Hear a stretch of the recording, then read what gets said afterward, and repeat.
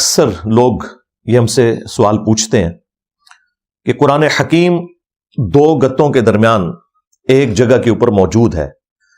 اگر کسی شخص کو قرآن حکیم کی کوئی آیت ریفرنس کے طور پر چیک کرنی ہے تو وہ قرآن حکیم کی سورت کا نمبر اگر پتہ ہو، پارہ نمبر پتہ ہو، آیت نمبر پتہ ہو تو وہ پہنچ جائے گا. مثال کے طور پر اگر میں کسی سے کہتا ہوں کہ سورۃ الاحزاب میں آیت درود آئی ہے تو سورۃ الاحزاب اس سورت کا نام ہے، سورت کا نمبر ہے 33 اور آیت کا نمبر ہے 56. ان اللہ وملائکتہ یصلون علی النبی اللہم صلی علی محمد وعلی آل محمد. تو بڑا آسان ہے اسے ڈھونڈنا، یہ پوری دنیا میں سٹینڈرڈائز ہو چکا ہے یہ معاملہ. آیات کی نمبرنگ بھی ہو چکی ہے، سورتوں کی نمبرنگ بھی ہو چکی ہے، اور سب سے بڑھ کر جب نمبرنگ نہیں بھی ہوئی تھی تب بھی کم از کم قرآن حکیم پراپرلی جب مصحف کی شکل میں لایا گیا تو وہ ایک ہی جگہ دو گتوں کے درمیان موجود تھا.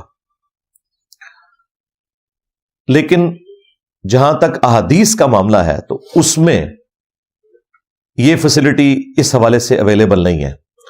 احادیث کی درجنوں کتابیں محدثین نے جمع کی ہیں، اگرچہ ان میں پذیرائی جو ہے وہ مینلی ان 6 کتابوں کو ملی جو میں نے سامنے رکھی ہوئی ہیں. صحیح بخاری، صحیح مسلم، یہ تو صحیحین ہے، اور اس کے بعد 4 سنن اربع کی کتابیں، سنن ابی داؤد، جامع ترمذی، سنن نسائی اور سنن ابن ماجہ. اور یہ جو سینٹر میں کتاب ہے یہ انہی کے نوٹس ہیں، مشکات المصابیح.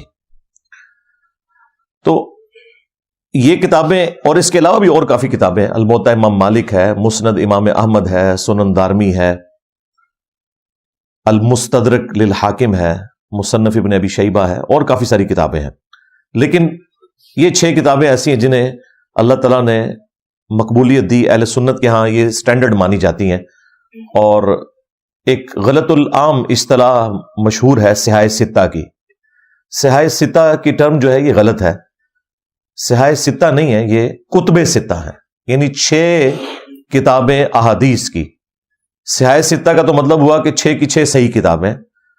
صحیح کتابیں ان میں 2 ہی ہیں، صحیح بخاری اور صحیح مسلم. یہ صحیح جو ہے یہ اردو والا نہیں ہے کہ باقی غلط ہو گئی ہیں، یہ صحیح ٹرم ہے جو حدیث کی اسناد کے حوالے سے بات کی جاتی ہے. تو صحیحین صحیح بخاری اور صحیح مسلم ہے. باقی جو 4 کتابیں ہیں وہ سنن اربع کی کتابیں ہیں، جامع ترمذی، سنن ابی داؤد، سنن نسائی اور سنن ابن ماجہ، اور صحیحین بخاری اور مسلم ہے.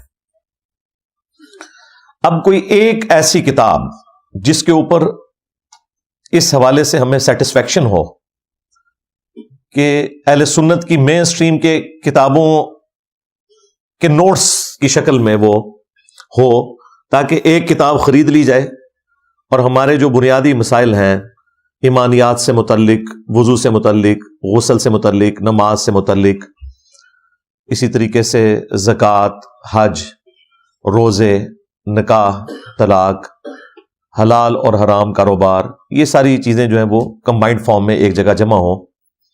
اور پھر وہ کتاب بھی ایسی ہونی چاہیے جس کتاب میں جو ہماری کرٹیکل کتابیں ہیں اہل سنت کی، صحیحین یعنی بخاری اور مسلم، اور سنن اربع یعنی سنت کی 4 کتابیں، ابو داؤد، ترمذی، نسائی، ابن ماجہ، صحیحین اور سنن اربع ملا کے یہ کل 6 کتابیں کتب ستہ، یہ بھی اس میں کور ہوں. تو ایسی کتاب ہے مشکات المصابیح، جسے میں نے نام دیا ہے انسائکلوپیڈیا آف حدیث کا. یہ ہے جی وہ مشکات المصابیح جو میں نے اپنے ٹیبل کے اوپر پچھلے کئی سالوں سے کتب ستہ کے درمیان رکھی ہوئی ہے، اور اس کے اوپر یہ قرآن حکیم رکھا ہوا ہے، صرف اس لیے کہ اس کی اہمیت لوگوں کے سامنے اجاگر ہو اور اس کتاب کے ساتھ لوگوں کا شغف ہو. اب دیکھیں یہ کتاب اس وقت اردو زبان میں 3 جلدوں پر مشتمل ہے، اور ہر جلد کے اندر آلموسٹ 700 کے قریب صفحات ہیں اس کے، اور کل احادیث اس میں 6294 ہیں، 6294. لیکن یہ جو احادیث ہیں یہ ریپیٹیشن کے بغیر ہیں، اگرچہ یہ تعداد میں بخاری اور مسلم سے کم احادیث ہیں، لیکن چونکہ بخاری اور مسلم میں ریپیٹیشن ہوئی ہے احادیث کی، اس اعتبار سے مشکات المصابیح کی احادیث بخاری مسلم سے زیادہ ہیں، اس میں ریپیٹیشن نہیں ہے۔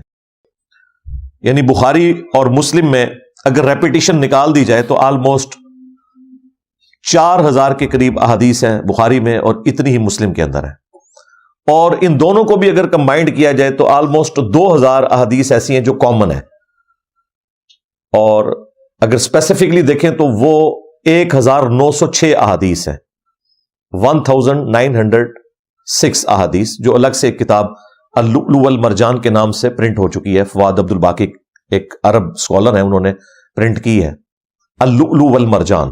قرآن میں 2 موتیوں کا ذکر تھا نا، تو وہ انہوں نے اس کا نام بخاری اور مسلم کے حوالے سے اللؤلؤ والمرجان رکھ دیا۔ پھر جو بخاری مسلم میں احادیث ہیں ان میں سے کافی ساری احادیث ہیں جو جامعہ ترمذی میں ہیں، سنن ابی داؤد میں ہے، سنن نسائی میں ہے، ابن ماجہ میں ہے۔ لہٰذا اگر یہ ساری اسکروٹنگ آپ کرنی شروع کریں تو جو اہل علم محدثین ہیں وہ یہ کہتے ہیں کہ یہ کتب ستہ ہوں یا باقی احادیث کی کتابیں ہوں، بمشکل یہ ساری احادیث ملا کر 10,000 سے زیادہ نہیں بنتی۔ یہ آپ کو اکثر جو سننے کو ملتا ہے نا، امام بخاری کو 3 لاکھ احادیث یاد تھیں، وہ 3 لاکھ احادیث نہیں تھیں، 3 لاکھ اسناد یاد تھیں۔